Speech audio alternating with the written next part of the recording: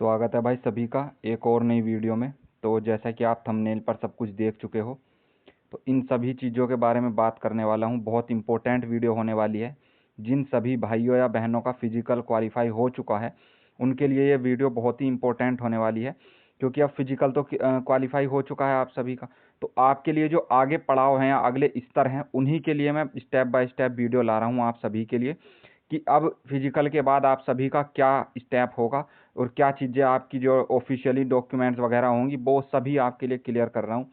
तो zone preference का मैंने पिछली वीडियो में बताया आपको किस तरह से भरना है, और असली जो जोन प्रेफरेंस मेल है भाई, वो आपके मेल पर ही आएगा फाइनल रिजल्ट के बाद। जो आपसे फिजिकल में भराया है उसकी कोई अभी वैल्यू नहीं है। असली जो आपको जोन प्रेफरेंस भरना है, वो आपकी मेल पर आएगा फाइनल रिजल्ट के बाद। वो असली होगा और उसी के अकॉर्डिंग आपको जोन अलॉट होंगे। तो पिछली वीडियो जिस भाई ने नहीं देखी है, ज़रूर देख लेना।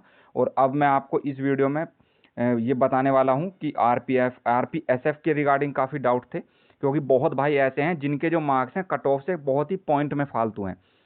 तो उन्हीं के लिए आरपीएसएफ बेस्ट रहेगी। तो मैं आपको पूरा बताने वाला हूं कि किसे आरपीएसएफ मिल सकती है और क्या इसके नुकसान है, क्या फ़ायदे हैं आरपीएसएफ के। और ये मैं भाई ऐसे ही नहीं बता रहा, क्योंकि मैं खुद आरपीएफ सब इंस्पेक्टर में सेलेक्ट हूँ। तो मैंने जो चीज़ें अपने लिए खोजी थी और जिन चीज़ों को मैंने फेस किया था, उन्हीं के अनुभव के आधार पर आप सभी को मैं अभी तक गाइड करता आया हूँ। सारे डॉक्यूमेंट्स वगैरह मैं आपको गाइड किया है। जिस भाई ने देखा नहीं होगा वो देख सकता है, और बाकी सभी ने देखा भी है कि डॉक्यूमेंट्स के रिगार्डिंग जो प्रॉब्लम्स मुझे हुई थी, वो आपको नहीं होने दी। टेलीग्राम्स पर बहुत भाइयों को मैंने फॉर्मेट दिए, बताया कि किस तरीके से आपको अपने फॉर्मेट बनवाने हैं और क्या दिक्कत आपको आ सकती है, पूरा सॉल्यूशन बताया। तो इस वीडियो में भाई फाइनल रिजल्ट कब आ सकता है ये भी बताऊंगा, क्या मुझे पता चला है कि कब तक आ सकता है, और सबसे मेन चीज़ कि मेडिकल के लिए कितना टाइम मिलेगा। आरपीएफ सब इंस्पेक्टर में कितना टाइम मिला था, क्योंकि बहुत भाई ऐसे हैं जिनका विज़न का बहुत ज़्यादा वीक है, या किसी भाई के जो हाथ पर टैटू वगैरह है, तो उन्हें मतलब कुछ ना कुछ अपना जो है ठीक कराना है मेडिकल से रिलेटेड। तो कितना टाइम आपके पास मिलेगा, और या कितना टाइम आपके पास अभी है जो इस समय में आप अपनी मेडिकल प्रॉब्लम है उसको ठीक कर सकते हो। बहुत से भाई होंगे जिनको लेजिक करानी होगी, स्पेशल वाली जो आती हैं, जो पकड़ में नहीं आती हैं। तो कितना टाइम मिलेगा उस सब के बारे में आपको बताऊंगा। और सबसे मेन चीज़ भाई, पुलिस वेरिफिकेशन। ये ऐसी चीज़ है कि ये देखने में ही हल्की लगती है, पुलिस वेरिफिकेशन की बहुत इजी होगा, लेकिन ये ऐसी चीज़ है भाई, इसमें अगर कोई दिक्कत हो गई तो आपकी जो नौकरी है, चाहे आपने कितनी ही मेहनत करके आप कहीं तक पहुँचे हो, फाइनल हो गए हो, फाइनल सेलेक्ट हो गए हो, लेकिन अगर इस चीज़ में थोड़ी भी गलती हो गई, तो भाई आपका जो अभ्यर्थन है, कैंडिडेचर है, वहीं रुक जाएगा, ट्रेनिंग पर नहीं जा पाओगे भाई इस पुलिस वेरिफिकेशन के बिना। तो क्या होता है इसमें और क्या डॉक्यूमेंट्स होने चाहिए, अपने अनुभव के आधार पर मेरे, क्योंकि डिपार्टमेंट सेम ही है, आप भी आरपीएफ मैं भी आरपीएफ, तो मेरे आरपीएफ सब इंस्पेक्टर में किस तरह से ये चीज़ें हुई थी आपको बताने वाला हूँ। वीडियो में बने जरूर रहना भाई, पूरा देखना वीडियो को, और सब्सक्राइब जरूर कर लेना भाई अच्छा लगे तो। ऐसी ही और अच्छी इन्फॉर्मेटिव वीडियो के लिए सब्सक्राइब जरूर कर लेना। तो भाई सबसे पहले बात करते हैं आरपीएसएफ के बारे में कि क्या होता है। सबसे पहले तो मैं आपको बता दूं कि आप जब भी जोन फिल करोगे भाई, आपको अपने जो पहले अपने सबसे अच्छा तरीका यही होता है जोन फिल करने का। जब प्रेफरेंस लेटर आएगा, कि सबसे पहले अपने आसपास के जोन फिल करना, वैकेंसी देख करके, ऐसे ही नहीं, वैकेंसी के हिसाब से अपने जोन फिल करना, अपनी कैटेगरी के वैकेंसी के हिसाब से।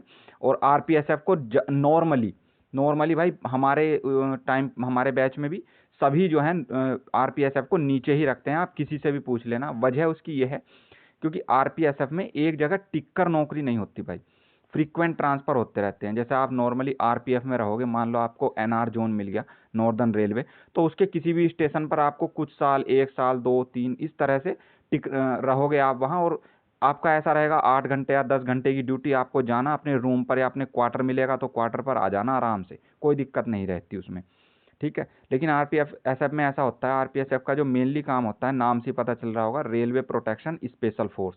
तो आरपीएसएफ का जो काम होता है, आपने जो भाई ने वंदे भारत में या जम्मू कश्मीर वगैरह में गए होंगे, माता वैष्णो देवी के मंदिर में, या और जम्मू कश्मीर के और स्टेशन पर जो टेरर प्रोन एरियाज है, वहाँ आपने देखा होगा कोरास कमांडो होते हैं आरपीएफ के, कोरास कमांडो, वो आरपीएसएफ वाले ही होते हैं भाई।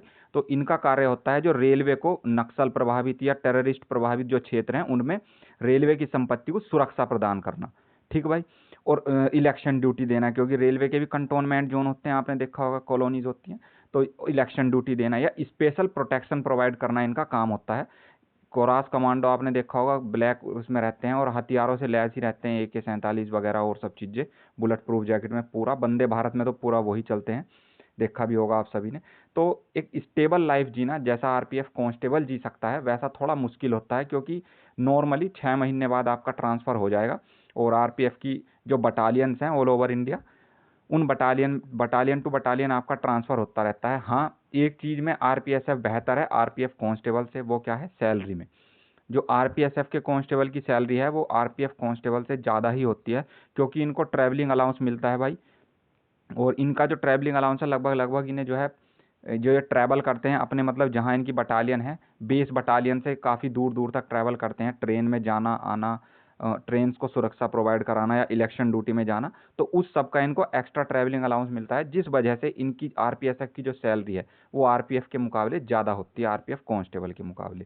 ठीक है, लेकिन भाई एक जगह स्टेबल नहीं रह पाते तो आप एक फैमिली लाइफ जैसे RPF कांस्टेबल में आप अपनी फैमिली को साथ रख सकते हो, इसमें थोड़ा रखना मुश्किल है भाई। लेकिन जो भाई जॉब करनी होती है जिनको, वो करते भी हैं, ऐसा नहीं है। RPSF में भी आपने देखा होगा, हमारे RPSF में काफ़ी बंदे होते हैं, काफ़ी अच्छी बटालियंस में वो हैं जो काम कर रहे हैं, अच्छे से अपनी सुरक्षा प्रदान कर रहे हैं। तो जिन भाई को मिलेगी, कुछ भाई तो ऐसे होते हैं जो छोड़ देते हैं, लेकिन भाई जिनको करनी है जॉब उनको तो करनी ही है। तो मैं यही कहूँगा RPSF को थोड़ा जोन प्रेफरेंस में नीचे की तरफ रखना, ऊपर ना रखना। ठीक है भाई, आपको मैंने इसका जॉब नेचर बता दिया, किस तरह से होती है, सैलरी बता दी, किस चीज़ में अच्छी है। ठीक है भाई, है फोर्स ही, ऐसा नहीं है कि आपको और चीज़ें नहीं मिलेंगी जो RPF में नॉर्मली सुविधाएं मिलती हैं, जैसे ट्रेन पास हो गया, कैंटीन फैसिलिटी हो गई, क्वार्टर हो गई, ये सब आपको RPSF में भी मिलेंगी। ऐसा नहीं है आपको नहीं मिलेंगी। सिर्फ एक ही चीज़ की वो है कि यहाँ जो है ट्रांसफ़र फ्रिक्वेंट होते हैं, मूवमेंट होता रहता है। कभी किसी बटालियन में जाना है या कभी इलेक्शन ड्यूटी में जाना है, कभी कहीं सुरक्षा प्रोवाइड करने जाना है, इस तरीके से मूवमेंट होते रहते हैं। बस एक यही थोड़ी सी प्रॉब्लम है। जो जिन्हें एडवेंचर लाइफ पसंद है भाई, उनके लिए तो ये चीज़ बेस्ट है, लेकिन जो एक स्टेबल ज़िंदगी जीना चाहते हैं उनके लिए RPF बेस्ट है। लेकिन जिन्हें एडवेंचर पसंद है उनके लिए जो हथियार, जिनका सपना ही होता है कि हमें आर्मी में जाना था और वो आर्मी में नहीं जा पाते, उनके लिए ये भाई काफ़ी अच्छी जॉब है। आप पूरा हथियारों से लैस रहोगे। ठीक है भाई, और अब अगली बात करते हैं कि फाइनल रिजल्ट कब तक आ सकता है। तो सबसे पहले मैं बताता हूँ RPF SI का किस तरह से हुआ था भाई। RPF सब इंस्पेक्टर का जो फिजिकल था वो 22 जून से 2 जुलाई 2025 तक चला था। ठीक, और उसमें जो है आप सभी को पता है 452 वैकेंसी थी और लगभग 4500 प्लस जो है कैंडिडेट को बुलाया गया था फिजिकल के लिए। और फिजिकल जो क्वालिफाई किया था, यानी फिजिकल के लिए जो एलिजिबल हुए थे, फिजिकल क्वालिफाई करने के बाद मेल, फीमेल और एक्स सर्विसमैन, वो लगभग थे लगभग 1200 प्लस ने जो है 1200 प्लस ने जो है फिजिकल क्वालिफाई किया था, 1200 प्लस ने। ठीक है भाई, 1200 प्लस कैंडिडेट जो है फिजिकल क्वालिफाई किए थे, जिसमें मेल भी हैं, फीमेल भी हैं और एक्स सर्विस मैन भी हैं। ठीक है, और अब इन सभी का लिए जो उन्होंने डॉक्यूमेंट, जैसे आप सभी के साथ हुआ है कि आपको डॉक्यूमेंट्स के लिए दोबारा बुलाया है, तो हम सभी को भी डॉक्यूमेंट्स के लिए दोबारा बुलाया था। 2 जुलाई के बाद तो लखनऊ में ही बुलाया था, और उसके बाद जो है आई थिंक 20 जुलाई के आसपास की कोई डेट दी थी उसको, उस पर जो है कपूरथला पंजाब में बुलाया था। तो जुलाई में पूरा इन्होंने डॉक्यूमेंट्स का काम किया था और 26 अगस्त को RPF सब इंस्पेक्टर का फाइनल रिजल्ट आया था। तो देखो कितना समय लिया, जुलाई का पूरा महीना लिया और 26 अगस्त यानी अगस्त भी पूरा पूरा ही लिया था। यानी अप्रोक्स मान सकते हो आप 50 दिन तो लिए ही थे फाइनल रिजल्ट रिलीज करने में। जबकि कैंडिडेट कितने थे, मैंने आप सभी को बताया सिर्फ 1200 प्लस कैंडिडेट को ही फिल्टर करना था। इन 1200 प्लस कैंडिडेट में से 452 को सेलेक्ट करने में इन्होंने कितना समय लिया, लगभग 50 दिन, 50 दिन प्लस ही होंगे आप जोड़ोगे तो, यानी 2 माह हम मान सकते हैं। इतना समय लिया था इन्होंने सिर्फ 1200 प्लस कैंडिडेट को फिल्टर करने में।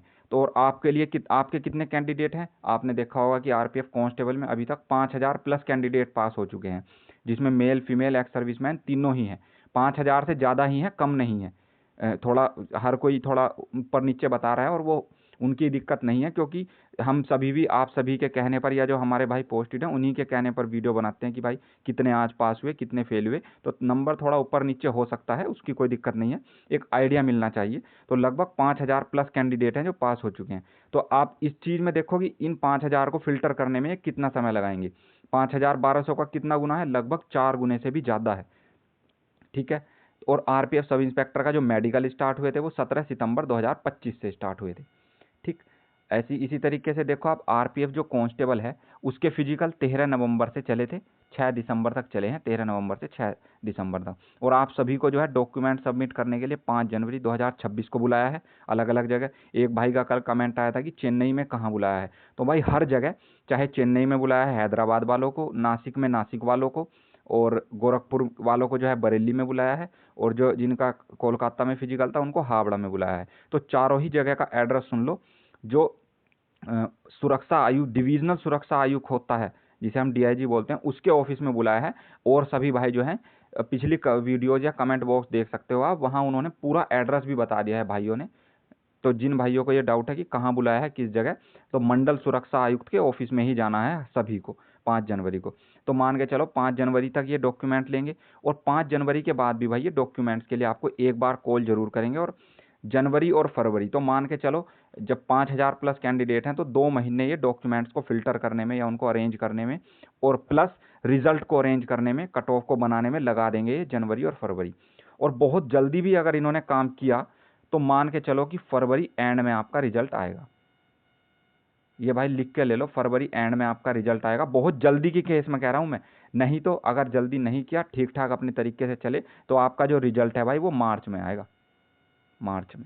तभी से आप जो भाई वहाँ गए होंगे उनको भी यही इन्फॉर्मेशन दी होगी उन्होंने। जो रिजल्ट की संभावना है आरपीएफ कांस्टेबल की वो मार्च में है। बहुत ज़्यादा चांस है कि मार्च में आप सभी का रिजल्ट आए, मार्च 2026 में। ठीक है भाई। और फिर रही बात मेडिकल की, कि आप सभी का मेडिकल कितने दिन में होगा और या कब तक होगा। ठीक है, तो मेडिकल के लिए कितना टाइम मिलेगा, ये चीज़ें मैं इसलिए बता रहा हूँ क्योंकि बहुत से भाई होंगे ऐसे जिनकी आँख में थोड़ी दिक्कत होगी, या जिनको टैटू वगैरह इरेज कराना होगा, या और कान वगैरह से रिलेटेड, या दांत से, या और भी चीज़ से रिलेटेड कोई प्रॉब्लम होगी जिसको वो सोच रहे होंगे कि मुझे ठीक कराना है। तो भाई यही ठीक समय है, आपको अगर कुछ अपने मेडिकल प्रॉब्लम है उसको ठीक कराना है तो अभी करा लो भाई, बाद में समय नहीं मिलता। आपने आरपीएफ सब इंस्पेक्टर में देखा, देखो 26 अगस्त को फाइनल रिजल्ट आया था और 17 सितंबर को मेडिकल के लिए बुला लिया था, यानी लगभग 20 दिन का ही समय दिया था। तो ये मत सोचो कि आपको फाइनल रिजल्ट के बाद ज़्यादा समय मिलने वाला है, ज़्यादा समय नहीं मिलेगा। जिस भाई को कुछ अपनी मेडिकल प्रॉब्लम है और वो ठीक करानी है तो भाई अभी करा लो, बाद में समय नहीं मिलने वाला आपको। जो भी आपको कराना है अभी करा लो। मान के चलो, मेरा ऐसा अनुमान है कि आप ज़्यादा कैंडिडेट्स हो तो 1 मंथ आपका मैक्सिमम है फाइनल रिजल्ट के बाद, कि आपको 1 महीने का समय दें मेडिकल के लिए बुलाने के लिए। ठीक है, और मेडिकल जो है आप सभी को मैं पिछली वीडियोस में बता चुका हूँ, मेडिकल आप सभी का जोन वाइज होगा। जो भी आपको जोन अलॉट होगा उस जोन के सेंट्रल रेलवे हॉस्पिटल में आपका मेडिकल होगा, वहीं आपको बुलाया जाएगा। डेट देंगे वो, उस डेट को आपको बुलाया जाएगा, और 4 से 5 दिन तक ये मेडिकल चलते हैं। रेलवे के कोई से भी मेडिकल आप देख लो, किसी भी भाई से पूछ लेना जो रेलवे में सेलेक्ट हो, कम से कम 4-5 दिन ये ले लेते हैं, और जोन में ही बुलाते हैं जिस जोन में आप सेलेक्ट होते हो, उसी के सेंट्रल रेलवे हॉस्पिटल में आपका मेडिकल होता है। ठीक है भाई। अब अगली बात करते हैं, जो सबसे इम्पोर्टेंट बात है भाई, पुलिस वेरिफिकेशन। ये ऐसी चीज़ है भाई, अगर इसमें कोई दिक्कत हुई या आपने ज़्यादा हवाबाजी दिखाई रिजल्ट के बाद, तो भाई ये चीज़ ऐसी है कि आपके हाथ में आए लड्डू आपके वापस ले जा सकती है। तो इसलिए संभल के रहना भाई जब आपका फाइनल रिजल्ट आ जाए। पुलिस वेरिफिकेशन में क्या होता है पहले मैं ये बता दूं, और आपको क्या सावधानी करनी है ये भी बताता हूँ। सबसे पहला, पुलिस वेरिफिकेशन कब होती है? फाइनल रिजल्ट आने के बाद आपकी पुलिस वेरिफिकेशन होगी। जब आपका फाइनल रिजल्ट आ जाएगा, आपका जोन वाइज आपको जोन अलॉट हो जाएगा। ठीक, आपका मेडिकल हो जाएगा। मेडिकल के भी बाद होती है, ये मैं लिखना भूल गया यहाँ, मेडिकल के बाद। ठीक भाई, मेडिकल के बाद होगी ये, फाइनल रिजल्ट के बाद और मेडिकल के बाद ही होगी ये प्रोसेस, पुलिस वेरिफिकेशन। जब आप मेडिकल करा के आ जाओगे तो वहाँ से आपकी जो, जैसे मान लो आप रहने वाले हो मेरठ के, और आपका मेडिकल हो गया, तो मेरठ के जो जिला अधिकारी हैं उनको आपके जोन वाले, जो भी आपको जोन मिला है, उनको आपकी जो पुलिस वेरिफिकेशन है उस वो भेजेंगे।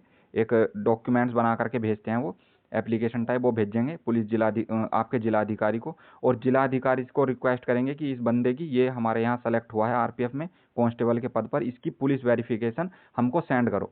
तो जिलाधिकारी ऑफिस क्या करेगा, उसको एसपी ऑफिस को सेंड करेगा। ठीक, तो असली कार्य होता है एसपी ऑफिस का, यानी पुलिस का ही होता है, आपको पता है, पुलिस वेरिफिकेशन करने का। तो जो एसपी ऑफिस है, जैसे मेरठ का एसपी ऑफिस है, तो एसपी ऑफिस वाले उसको आपके लोकल थाने में भेजेंगे, जो भी आपके शहर या गांव का लोकल थाना पड़ता है, जिस थाने में आप निवास करते हो, जिस थाना क्षेत्र में आप निवास करते हो, तो वे थाने वाले आपकी आपको कॉल करेंगे कि भाई ऐसे ऐसे आपका सिलेक्शन हुआ है, आपकी पुलिस वेरिफिकेशन आई हुई है। तो जो पुलिस वेरिफिकेशन है उसका बेस क्या होता है? उसका बेस होता है प्रधान के द्वारा बनाया गया कैरेक्टर सर्टिफिकेट। तो भाई अपने प्रधान से बना कर रखो, ठीक।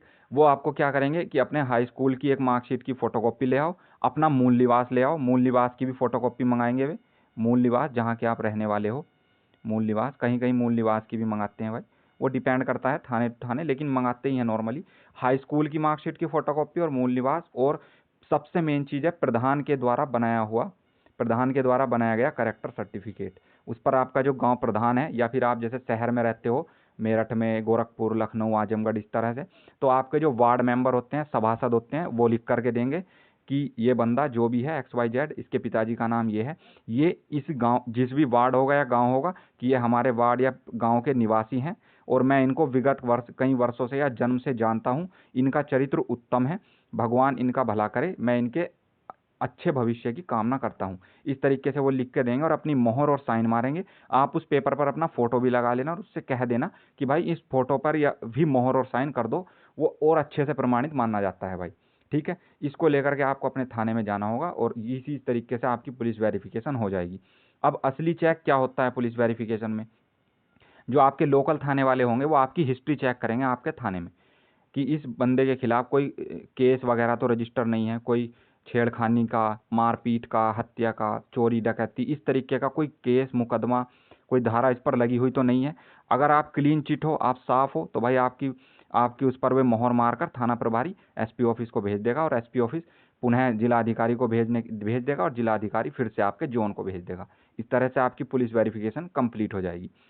तो जिन भाइयों के थोड़े विवाद वगैरह हैं, या भाई विवाद नहीं करना है आपको फाइनल रिजल्ट के बाद, बिल्कुल भी विवाद वगैरह, किसी से लड़ाई झगड़ा, कोई आपको उल्टा बोल भी रहा है तो भाई हाथ जोड़ के निकल जाना है, क्योंकि आपके फ्यूचर का सवाल है।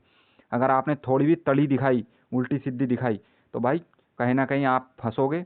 अगर रिपोर्टबाजी, केस वगैरह हुए तो आपके लिए दिक्कत है, आपकी पुलिस वेरिफिकेशन ही कंप्लीट नहीं हो पाएगी, और पुलिस वेरिफिकेशन में लिख करके चला जाएगा कि इस लड़के पर ये धारा या ये केस पंजीकृत है, और RPF वाले फिर आपको ट्रेनिंग के लिए नहीं बुलाएंगे। तो मेरी आपसे रिक्वेस्ट है, दिल्ली पुलिस में मेरे खुद जानकार हैं भाई, जिनका फाइनल सिलेक्शन हो गया था, लेकिन फाइनल सिलेक्शन के बाद उनकी लड़ाई हो गई गांव में ही, उन पर उन्हीं के परिवार वालों ने झूठे मुकदमे लगा दिए। और आज भी 2023 की वैकेंसी थी दिल्ली पुलिस की, आप सभी को पता है, आज भी वो भाई घर बैठा है फाइनल सिलेक्शन के बाद भी। दिल्ली पुलिस ने उसको ट्रेनिंग के लिए ही नहीं बुलाया, उसका ज्वाइनिंग लेटर ही रिलीज़ नहीं किया। जब तक आपका ज्वाइनिंग लेटर नहीं आएगा, आप ट्रेनिंग पर नहीं जाओगे, और ज्वाइनिंग लेटर तब आएगा जब आपकी पुलिस वेरिफिकेशन बिल्कुल क्लियर ओके होगी। ठीक भाई, समझ चुके? तो कोई लड़ाई झगड़ा ना करना, अच्छे से रहना फाइनल रिजल्ट के बाद। और जो भी आपके डाउट हो कमेंट बॉक्स में मुझे बता देना, आपके रिप्लाई ज़रूर करूँगा। और भाई सब्सक्राइब जरूर कर लेना ऐसी ही इन्फॉर्मेटिव वीडियो के लिए, आपको ऐसे ही अच्छे से गाइड करता रहूँगा, जो भी चीज़ें हैं आपको बताता रहूँगा। तो सब्सक्राइब जरूर कर लेना। थैंक यू भाई सभी को, जय हिंद।